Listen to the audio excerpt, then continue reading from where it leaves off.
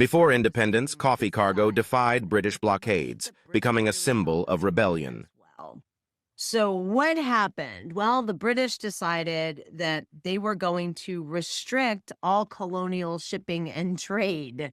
So after the Battle of Bunker Hill in September of 1775, Britain issued seize and detain orders against rebel American shipping companies and ports and shipping lines by the colonials. They declared that ships taken in violation of these seize and detain acts would be considered enemy ships. So even before war was declared, if you're declaring people who are in the shipping and maritime trades enemies, you've kind of declared war.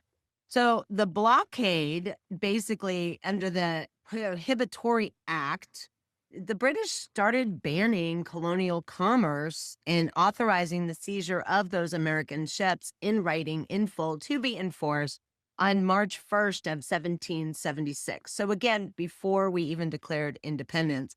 And at that point, coffee was no longer just a drink, it was smuggling cargo. Why? Because again, the colonials, if you go back to episode 1, had a Caribbean coffee trade and they weren't relying on the British imports like they did for tea with the British East India Trading Company. So coffee had to get through blockades, and in some references, we could call it the smuggler's cup. So to get coffee in, American colonial ship merchants, they had to avoid blockades, they had to avoid British seizure of their ships, and they had to move through the war lanes and make new shipping lanes, and they were actually really good at it.